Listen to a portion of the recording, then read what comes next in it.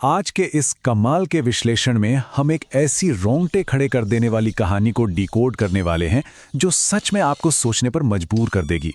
मतलब ये कोई आम घटना नहीं है। हम उस खौफनाक नैरेटिव को परत परत समझेंगे जहां एक छोटी सी गलती जिंदगी की सबसे भयानक भूल बन जाती है। तो बिना किसी देरी के चलिए शुरू करते हैं। ठीक है, चलिए इसमें गहराई से उतरते हैं। यहाँ चेतावनी एकदम साफ है। रात के उस घने अंधेरे में इस कहानी को जानना अपने आप में बहुत डरावना हो सकता है, क्योंकि ये सोर्स मटेरियल जानबूझकर इस तरह से डिजाइन किया गया है कि आपको अंदर तक खौफ महसूस हो। यह सिर्फ सुनने के लिए नहीं है, बल्कि उस डर को असल में महसूस करने के लिए है। तो हमारा पहला भाग है नया घर और सन्नाटा। कहानी के केंद्र में है राहुल। एक बिल्कुल नई जगह, एक छोटा सा गांव, और वो चारों तरफ पसरा हुआ भयानक सन्नाटा। ये कोई आम सी शांति नहीं है। ये एक ऐसा एक्सट्रीम एकांत है जो किसी पर भी मनोवैज्ञानिक रूप से भारी पड़ सकता है।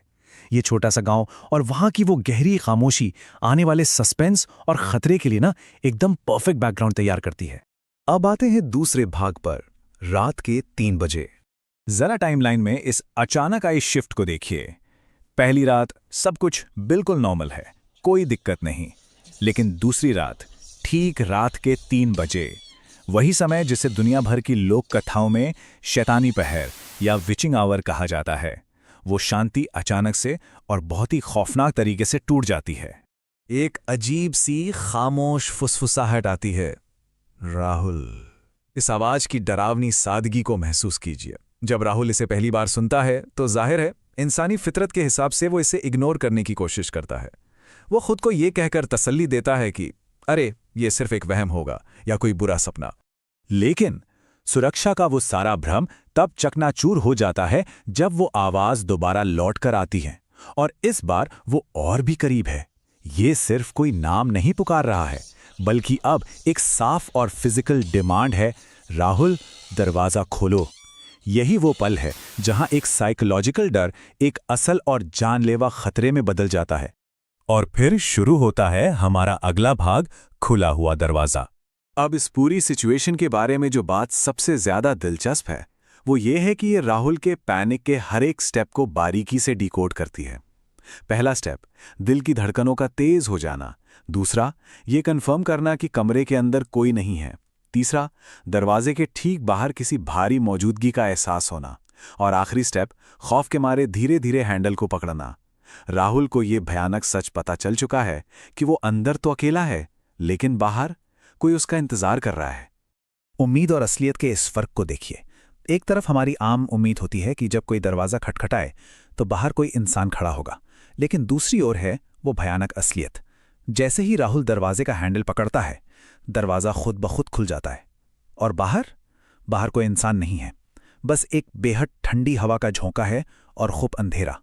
सोचिए, एक दिखने वाले खतरे से कहीं ज्यादा खौफनाक एक अदृश्य खतरा होता है। यहीं से कहानी अपने सबसे डरावने मोड़ पर आती है। कमरे में कोई है। अगली रात बिल्कुल वही समय, वही आवाज, लेकिन इस बार आवाज बाहर से नहीं आ रही है। मैं अंदर आ गया हूं। ये शब्द सच में रूह कपा देने वाले हैं। जो चीज पहले एक बंद दरवाजे के पीछे थी, उसने अब राहुल की सबसे सेफ जगह, उसके खुद के कमरे में घुसपैठ कर ली है। जब राहुल हिम्मत करके पीछे मुड़ता है तो उसके सामने जो दृश्य था वो कंपा देने वाला था। वो कोई इंसान नहीं था, वो एक विशाल गहरा काला साया था, और उसकी आंखें एकदम लाल और चमकती हुई थीं। ये साफ था कि राहुल का सामना किसी आम इंसान से नहीं, बल्कि एक अमानवीय और खौफनाक शक्ति से हो रहा था। और फिर वो साया एक ऐसी बात कहता है जो राहुल की किस्मत का आखिरी फैसला कर देती है। तुमने दरवाजा खोला, अब मैं यहीं रहूंगा। ये लाइन इस बात को कंफर्म करती है कि उस शक्ति ने जबरदस्ती एंट्री नहीं ली थी, बल्कि राहुल ने खुद अनजाने में उसे अंदर आने की परमिशन दी थी। वो दरवाजा खोलना सिर्फ एक एक्शन नहीं था, वो अपने अंत को खुद न्योता देना था। और अब हम पहुंचते हैं इस कहानी के आखिरी पड़ाव पर, खौफनाक अंजाम। तो यहां सबसे अहम बात यह है कि अगली सुबह जो सबूत मिले वो बेहद डरावने थे। राहुल पूरी तरह से गायब हो चुका था, उसका कोई नामो निशान नहीं था, और पूरा का पूरा घर एकदम खाली पड़ा था। लेकिन सबसे परेशान करने वाली बात जानते हैं क्या है? ये हॉरर राहुल के गायब होने के साथ खत्म नहीं हुआ। आज भी उस जगह से ठीक रात के 3 बजे वही खौफनाक आवाजें आती हैं। और इसी के साथ हम इस विश्लेषण के अंत में आ गए हैं। इस आखिरी चेतावनी को ध्यान से सुनिए। आज रात 3 बजे दरवाजा मत खोलना। ये सिर्फ एक कहानी का एंड नहीं है, बल्कि एक ऐसा रिमाइंडर है जो लंबे समय तक आपके जहन में रहेगा।